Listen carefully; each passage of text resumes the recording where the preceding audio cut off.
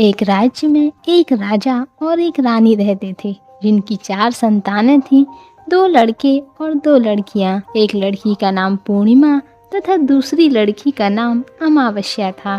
पूर्णिमा घर के कामों में निपुण थी, घर का सारा काम करती थी और भगवान की पूजा अर्चना भी किया करती थी। लेकिन दूसरी बहन अमावस्या कोई काम नहीं करती थी। पूर्णिमा सर्वगुण संपन्न थी, फिर भी राजा और रानी अपने दोनों बेटों और पुत्री अमावस्या को अधिक प्रेम करते थे। राजा के 4 पुत्र और पुत्रियां बड़े हो रहे थे। जब वह बड़े हो गए, राजा ने अपने दोनों पुत्रों का विवाह योग्य कन्याओं के साथ करवा दिया। इसके बाद रानी ने राजा से दोनों बेटियों के विवाह के लिए आग्रह किया और कहा, पुत्री अमावस्या का विवाह किसी बड़े खानदान में कराना और पूर्णिमा का विवाह किसी गरीब परिवार में, क्योंकि पूर्णिमा को केवल भगवान की पूजा पाठ करना ही पसंद है। राजा ने अपने पड़ोसी राज्य में जाकर वहां के राजा के पुत्र से अमावस्या का रिश्ता तय कर दिया और वहीं पास के गांव में जाकर एक गरीब परिवार के लड़के से पुत्री पूर्णिमा का रिश्ता भी तय कर दिया। समय के बाद दोनों पुत्रियों का विवाह हुआ। राजा और रानी ने अमावस्या को विदाई देते हुए उसे बहुत सारा धन दौलत देकर विदा किया और पूर्णिमा को कुछ भी नहीं दिया। उसे खाली हाथ ही अपने घर से विदा कर दिया। कुछ समय बाद एक दिन अमावस्या अपने घर पर शिव जी की कथा रखती है, जिसमें वह सभी गांव वालों को निमंत्रण देती है, लेकिन अपनी बहन पूर्णिमा को नहीं बुलाती।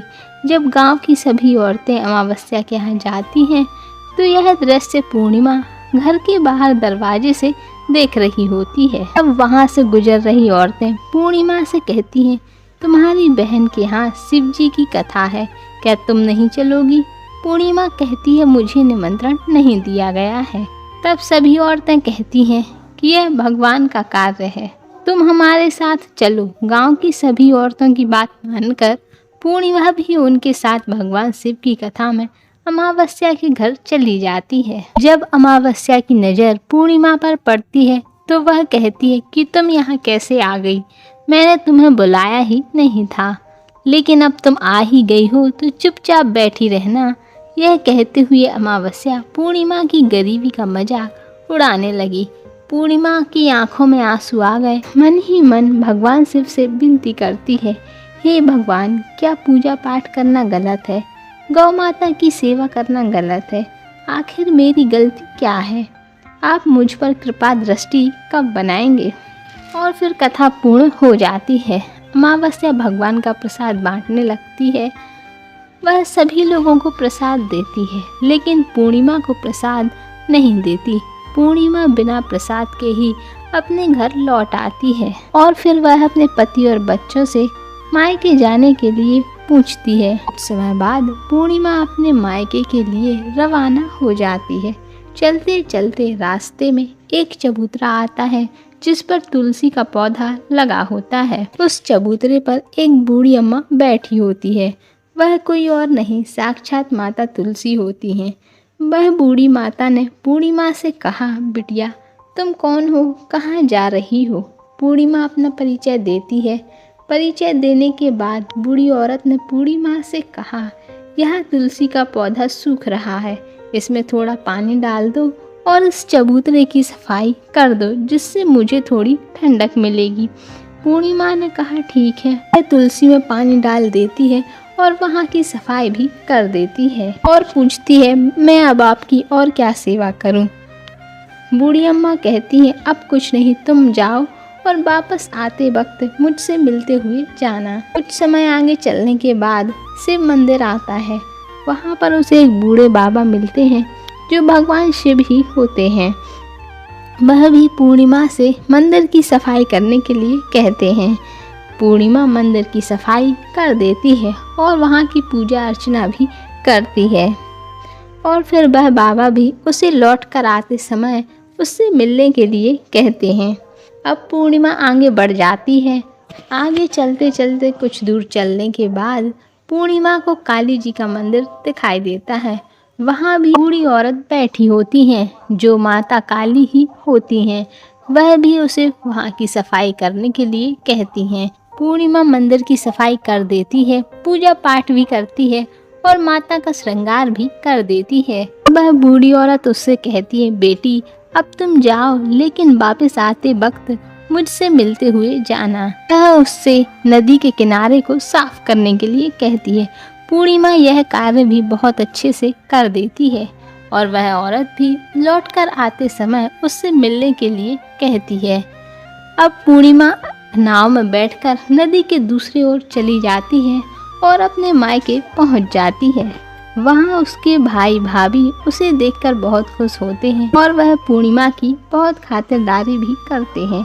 कुछ समय बाद पूर्णिमा अपने घर ससुराल आने की बात करती है। तब उसकी भाभी उसके लिए साड़ी, बच्चों के लिए खिलौने और खाने पीने की चीजें रख देती है। जब पूर्णिमा वापस ससुराल आ रही होती है तो नदी के किनारे उससे वह बूढ़ी औरत मिलती है।